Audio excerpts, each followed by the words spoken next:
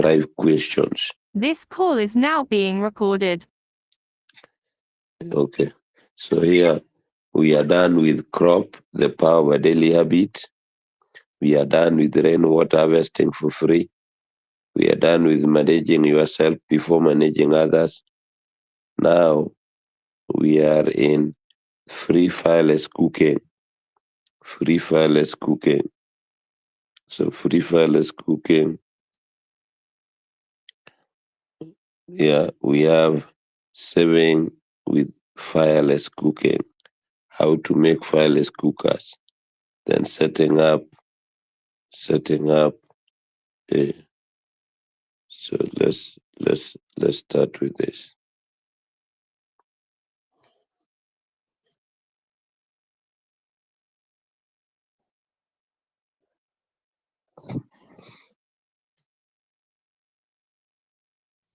Free fireless cooking. Welcome to lesson number 1, saving with fireless cookers. In this lesson, we're going to talk about all the ways in which you can save, from saving money to saving time, the environment, saving lives. We're also going to obviously describe what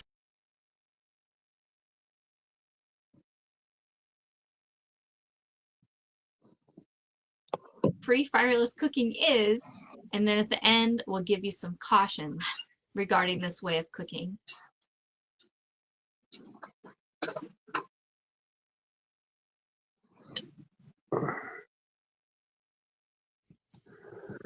First of all, it saves you money. This is probably one of the most exciting benefits for fireless cooking.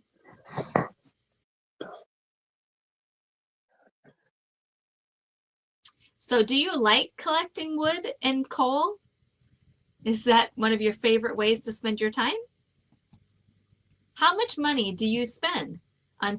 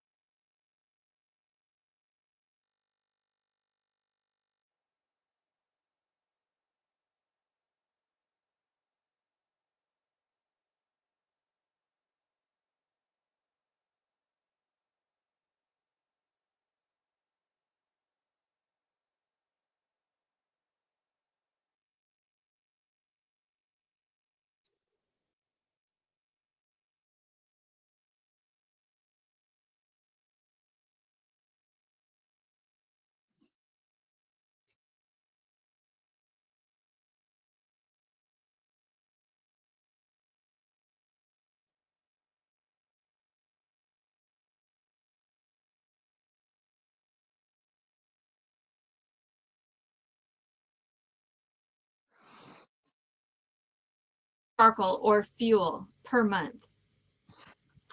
Did you know that fireless cooking will save you 40% off of that bill? So think about it.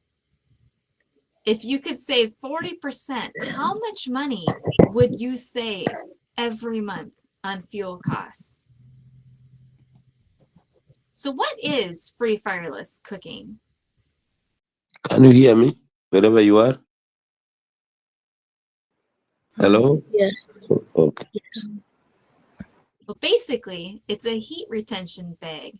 So you bring the food to a boil, you transfer it to the cooking bag, put the little bag on top, and it will maintain a high enough temperature so that it will keep cooking while it's inside the bag. Isn't that amazing?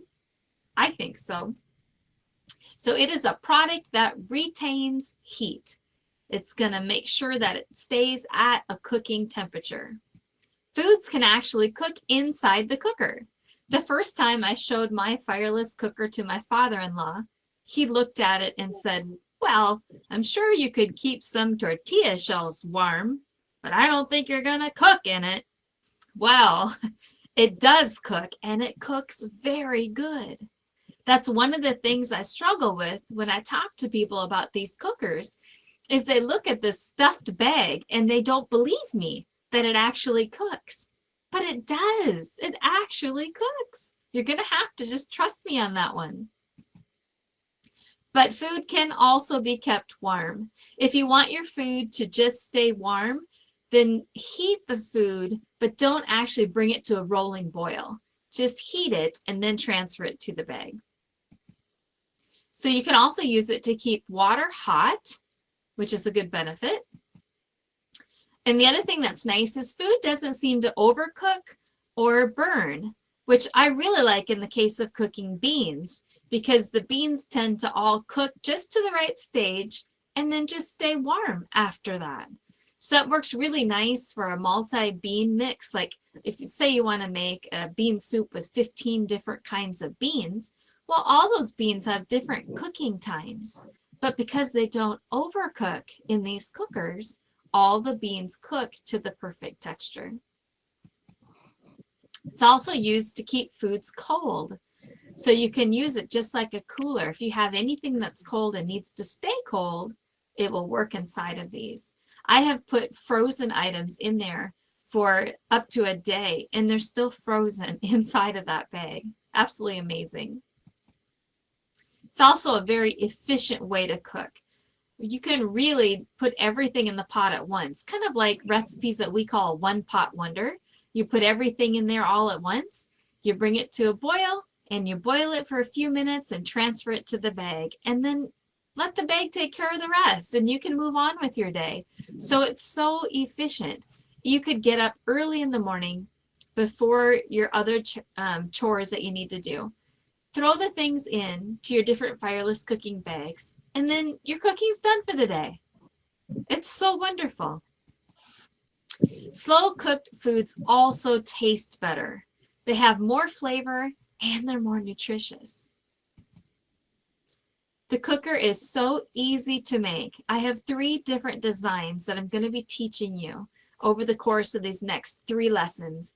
But trust me when I say it doesn't take long at all, just a couple hours, and they're very simple to make. It takes about 2 to 6 hours depending upon which style you make. So the easiest one you can do in 2 hours or less. And then the more intricate one could take as long as 6 hours. But you'll get faster over time if you're going to do it for a business. So these cookers are awesome at saving you time. You save time from collecting wood. You don't have to do that as much. You have a lot less time monitoring cooking pots because you only have to watch it those few initial minutes. After that, you don't have to sit there babysitting them. So you have more time to spend with your family. You have more time to go out and work a job maybe and earn some more income. You can even prepare your evening meal ahead. So like I said, in the morning before you leave for a work day, let's say, you can put that evening meal in the fireless cooker, and it will cook it while you're gone. And you don't have to worry about a fire or anything happening until you get home and your evening meal is all ready to go. When you walk in the door tired, your food is ready. You can prepare porridge the night before. So you can put your African porridge into your pot, bring it to a boil, and move it to your fireless cooker. And when you wake up in the morning, if you have a busy morning and it's a school day or you have all this stuff going on, your breakfast is already made. And you just open the bag and it's still warm and it's delicious and it's ready to go. Here's a simple cooking chart. This is what I follow as my rule of thumb. So in general, for dried beans, I'm going to soak them. I like to soak them overnight. You know, wash them and clean them and then soak them overnight. And then the number of minutes you need to boil, depending upon the type of bean, for a dried bean can be anywhere from 12 to 15 minutes. Lately I've been just doing 20 minutes, no matter what the dried bean, and then I'm good to go and I don't have to worry about it. And that'll take about 4 hours at least to cook in your fireless cooker. I usually do my beans overnight. I find that to be the easiest method. I wake up in the morning, I clean and sort my beans, I cover them with water, I let them soak until bedtime, and then I strain them, put them in a pot with clean water, bring them to a boil, simmer them 20 minutes, move them to my fireless cooking bag, and in the morning they're perfectly cooked to use whatever I need for that day. Lentils don't take as long. They can cook. You just need to pre-boil or simmer them for about 7 minutes, and they'll be finished in your cooker in just 2 hours. Rice is 5 minutes only, and then they'll take, technically your rice will probably be done in about 20 to 30 minutes inside your fireless cooker, but I usually just figure an hour because it's easy to remember. But keep in mind, even though the food is done, let's say your rice is done in an hour, that doesn't mean you have to open your fireless cooker then. You could wait. You could wait, 6, 7 hours and open it later, and it will still be warm and it'll still be perfectly cooked. It's ready when you are. For potatoes, you want to make sure that you don't cut them bigger than a 1/2 inch, because otherwise it's a little too hard for them to cook. But a 1/2 inch or smaller, you just simmer them 5 minutes and transfer them to the cooking bag. This is Irish potatoes that you do this for. For a one-pot wonder where you've just dumped a bunch of things, an all-dish meal into your cooking bag, that one, as long as you add beans that are already cooked and you throw everything into your pot, that would take about 5 minutes to simmer and then transfer to your bag. And then porridge, sometimes I have 5 minutes there, but sometimes my porridge, I just let it simmer for a minute or two and move it to the bag. And then spaghetti really only needs just a couple minutes, just like 2 minutes to simmer and boil.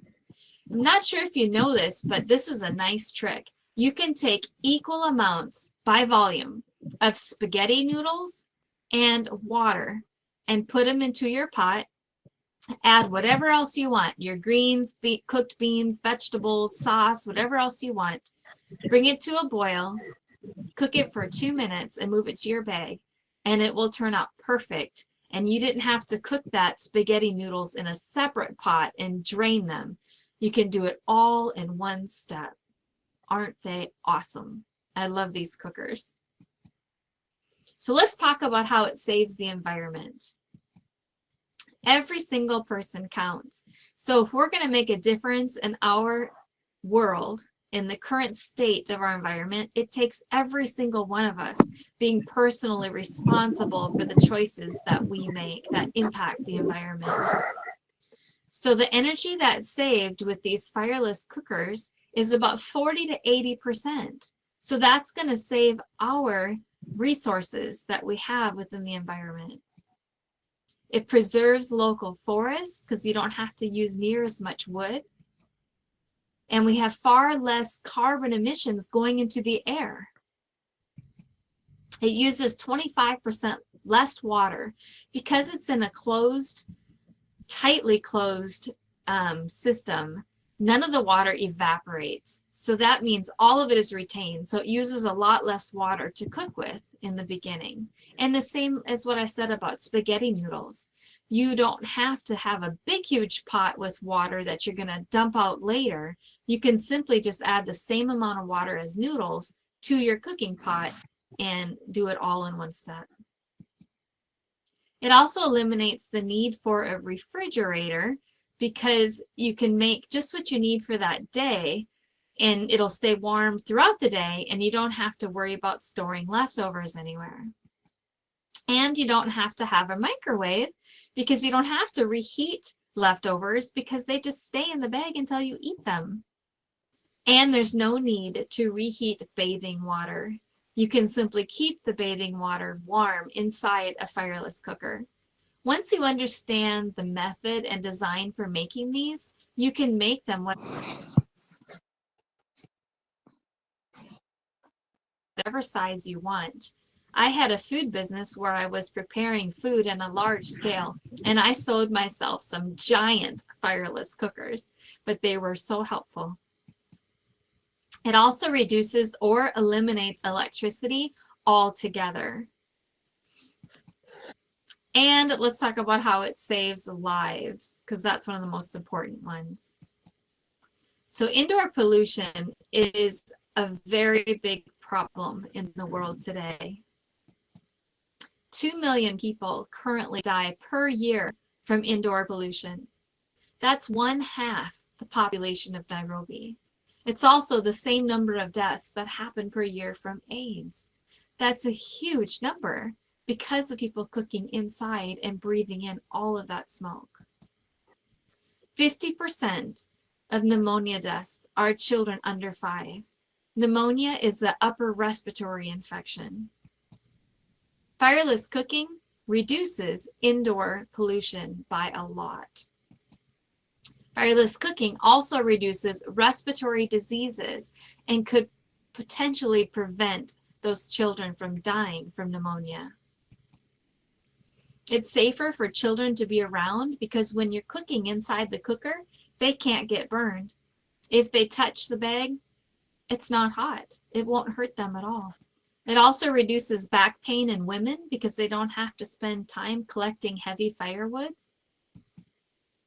And it retains more nutrients from the food, giving you a stronger immune system. So it can help prevent lives that way as well because your food will be more nutritious.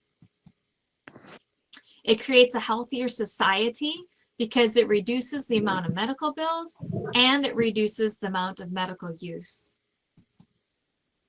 Now, there are a few cautions when cooking with a fireless cooker. Number one, you do need to plan ahead.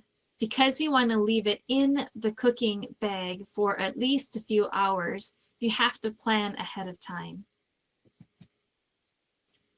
And it's not good for making tea. Tea, if you're making tea with leaves, you bring a water to a boil, you remove it from heat, and you just add the leaves and let it sit. There's no need for a fireless cooker. If you're cooking a decoction, a tea made with the roots and barks, that must remain under constant heat. So the fireless cooker is not a good one for tea. Contamination can also occur if you leave it there too long. I often leave mine in my cooker overnight or throughout the day, but not both. You don't want to leave it in the cooker like 24 hours, just during the day or just overnight. You also want to remove animal products within about 6 hours. So if you're cooking a chicken in there, which it cooks beautifully, by the way, I usually cook my chicken for 8 minutes and then put it in my fireless cooker. But you want to leave that only about 6 hours and then remove your meat. You want to make sure the pot stays upright because you don't want, some of these can be hard to clean. So you don't want it to tip and have your contents spill out and get your bag dirty. You also never want to use a wet cooker. That will prevent it from functioning properly and being able to keep the heat inside. You also want to immediately replace the insulation or the stuffing if it stinks. So I hope this has gotten you excited about all the wonderful benefits of cooking with free fireless cookers. And we'll look forward to jumping into the next lesson so you can learn how to make them and start cooking with them. So now it's time to pause the recording and write down the Thrive with 5 summary points. Number 1, free fireless cooking saves 40% at least on fuel costs. Number 2, it tastes better and is a stable source of heat. Number 3, cooked food is available for longer periods of time. Number 4, it requires far less monitoring while cooking. Number 5, fireless cooking reduces household smoke and deforestation. This lesson is now complete. Please review the additional resource section and join me back for lesson number 2, where we will discuss the different designs .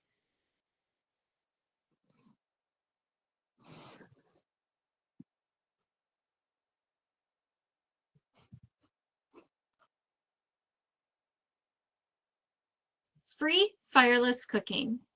Welcome back to lesson number 2, Make and Sell Fireless Cookers. In this lesson, we're going to be discussing the different materials needed to make a fireless cooker, and then I'll show you the 3 different designs between the bag, the box, or the basket. Making fireless cookers offers so many benefits, as we detailed in lesson number 1. It's easy and well worth it. This is a picture of my son Raymond. He's 14, and he likes these cookers because he doesn't normally feel comfortable to cook if I'm not home. But once I showed him that he can put equal amounts of spaghetti noodles and water into a pot, add whatever else he wants, simmer for 2 minutes and move it to the bag, he was all in. He loves preparing meals for himself now using his fireless cooker. You can also make these by hand or machine. The basket can only be made by hand. So there are 3 different styles. You can see the basket design is in the back. The box design is just to the left of the basket. And then the 2 bags in the front are, of course, the bag design. You can make all 3 of them if you're going to have a store. I think it's nice when you have a business to be able to offer different options for the customer. It also makes your store look more full if they can see all the different choices. And there's advantages and disadvantages to each of them, which I'll discuss briefly with you. Let's first talk about the stuffing material. Because these bags are designed to be insulated and to hold in heat, it's very important that they be stuffed with something that can actually hold in heat. So here are some of the options that you can use. Styrofoam, any type of styrofoam will work well. You can go to store waste bins. Sometimes different packaging materials for motorcycles will come in styrofoam. And a lot of people consider this trash. So if you can find a good source for styrofoam, you might be able to get it for free. Old clothing, cloths, or blankets can also work to stuff the bag as well. Banana or maize leaves can be used. Hay or straw would work excellent. Newspaper or feathers could be used. Cotton or wool. It's just really a matter of what you can get your hands on. What is your resource? And that's what you should use. Where I live, my best resource is insulation that they use for building houses. I use the insulation that would normally go inside of a roof. So let's talk about the outer cloth options. First of all, you could use fabric. That's like the best thing if you can get your hands on it and if you can get the pricing to scale for your business. But fabric is the easiest to work with. Especially if you have a little thicker weight fabric, that works really nice, but really anything will work. Some old curtains, if you can get your hands on old curtains, that's a lot of yardage usually, and that would give you some material for free, if possible. Blankets work really well to hold the heat in, so they're a very good choice. And since blankets are often large, it can sometimes be an economical choice for making a fireless cooker. Let's talk about the advantages and disadvantages of the bag design. First of all, it's definitely the most compact and efficient of all of them.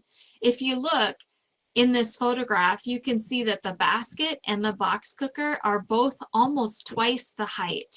Plus, the bag design allows for handles to be applied, making it very easy to carry it with you if desired. It's also very efficient because it's a closed system. When you pull that drawstring in, that outer fabric is coming over on top of the top cushion, closing everything in tight. This makes it cook very well. This design is definitely my favorite.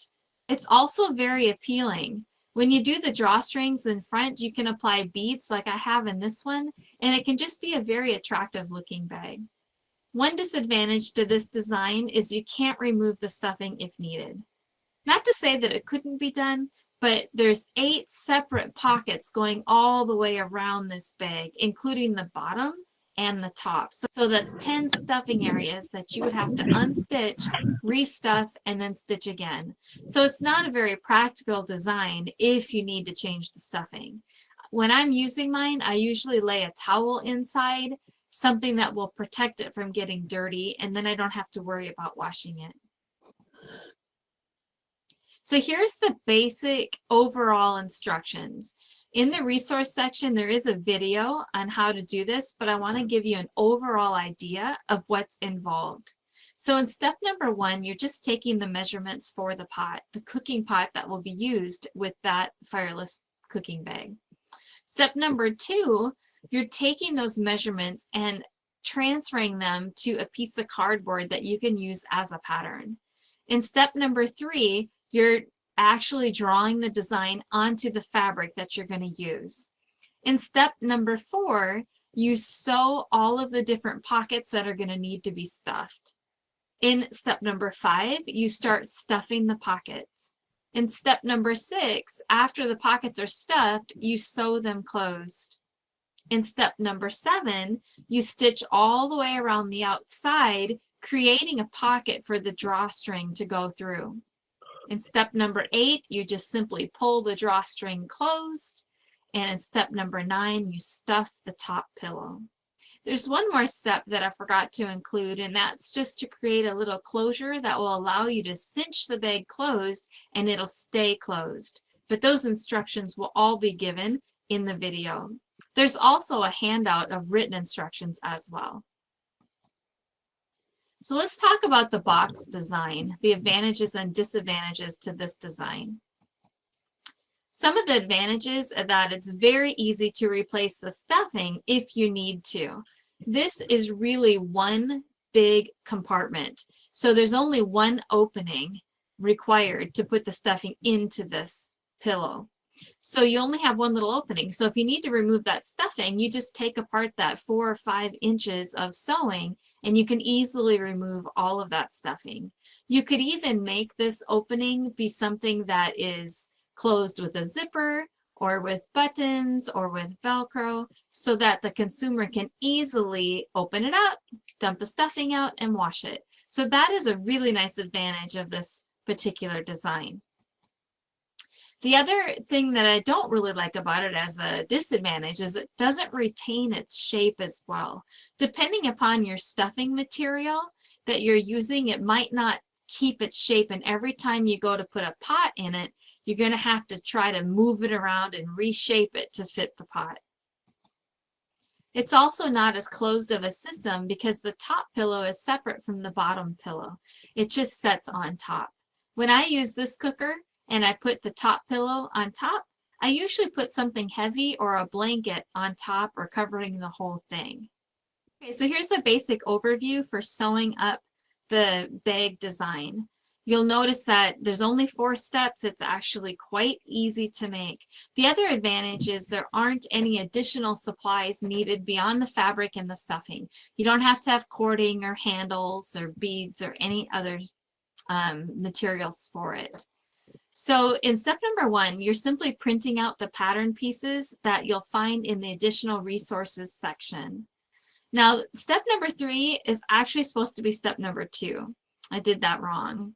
I apologize. So if you're looking at the box that says step number 3, that's the next step where you put your pattern pieces on the fabric and cut out 4 pieces of fabric for each pattern piece. So this design does use more fabric than the other designs. So if fabric is your most expensive inventory part, then you might want to feature some of the other designs instead. So then your next step would be the one that says step number 2, where you would actually sew them together all on one side, and then you just turn them right side out and stuff them and then close up the little opening. And there we have it in step number 4. It's already stuffed and done. It's very simple. It's basically just like sewing a bag and filling it full of stuffing. Now let's talk about the basket design. One of the advantages of the basket design is it's very easy to transport because it can't move. It's solid.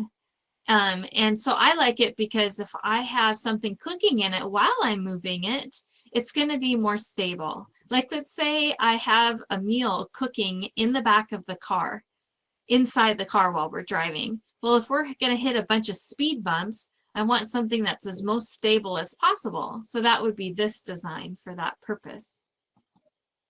It also retains its shape. It's always going to be the same thing, which is kind of the same advantage I just mentioned. A definite disadvantage of this design is you can't remove the stuffing.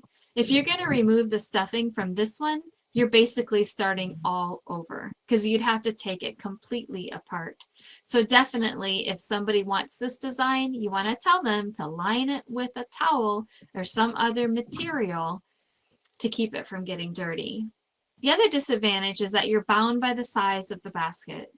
Here's a basic overview on how to make this design. So you take the basket and you put it on top of fabric and trace around it to get a circle just the right size. Then you put that fabric inside and you sew about 3/4 of the way around, like you can see in step number 1. You insert the stuffing and then you finish sewing around. In step number 2, you make sidewalls where you cut fabric that meet the dimensions of the height and distance around the basket, and you stitch that all around the bottom. In step number 3, you're just twisting that excess fabric together tightly so that you can lay stuffing all around it. In step number 4, the stuffing has been inserted and it's ready to sew down the top. So in step number 5, you can see that the top has all been sewn down in place.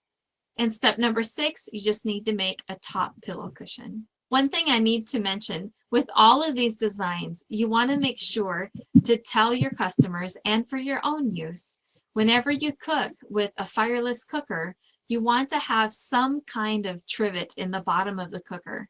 So you could also sell wooden round circles, or if you can make some type of a material to use as a trivet to put in the bottom of the cooker, this prevents you from putting a hot pot directly against the fabric. So that also gives you another product that you can sell. I hope you're excited to make one of these designs soon.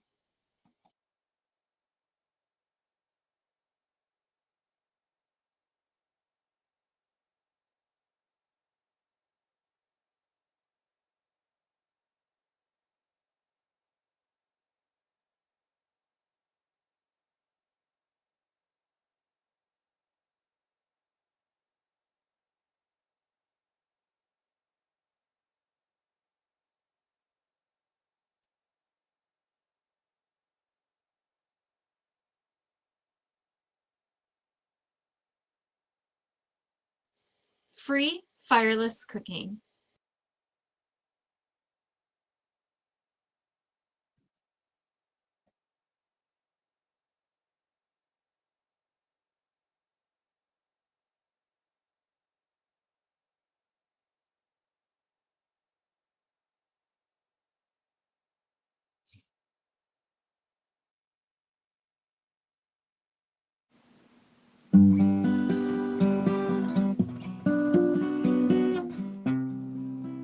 Welcome to the demonstration video on how to make free fireless cookers.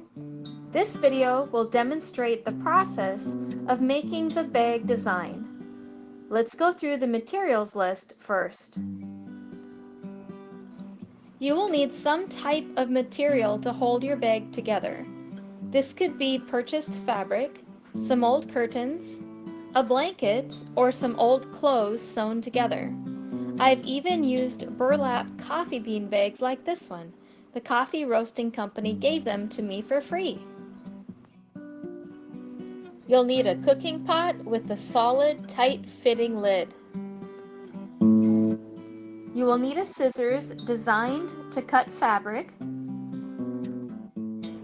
and some type of marking pencil. Sometimes the best marker is actually a bar of soap. You will need a sewing needle and thread.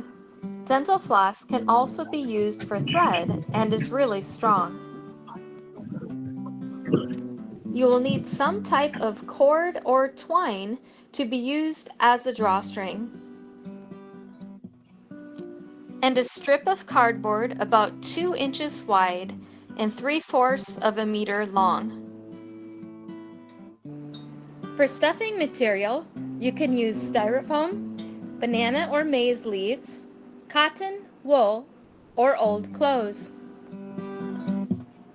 Attaching 2 strap handles is optional, but does make it nice for carrying the bag. If you choose to add this feature, then you will need to have some type of strapping material. I have found useful straps by taking apart old women's purses. The first thing you need to do is measure the pot. From there, we're going to make a pattern that you can use over and over again. Let's find the measurements needed for step 1 of your bag design instructional handout. We are taking measurements in order to create a pattern stick to draw the stitching circles onto the fabric. I'm holding the stick at point A in the middle of where the cooking pot will end up being in the finished bag. Therefore, point A is the center point. From there, we are measuring to find out where the small circle should be drawn for where the pot sits, and then the large circle for where the sides come up on the bag, and then the final outer circle for the edge of the drawstring pocket. We will also be making a measurement on the stick for the circle we will need to draw for the top cushion. Let's find our distance across our cooking pot to find the first figure needed for point B. So it looks like our distance across is 25 centimeters. I've written down 25 centimeters, and then we need to add 5 centimeters to allow for the area being puffed up once we add the stuffing. Then we must divide this answer by 2 because we are measuring everything from the center point. The next measurement needed, point C, is easy. All you do is take your answer from point B and add 5 centimeters.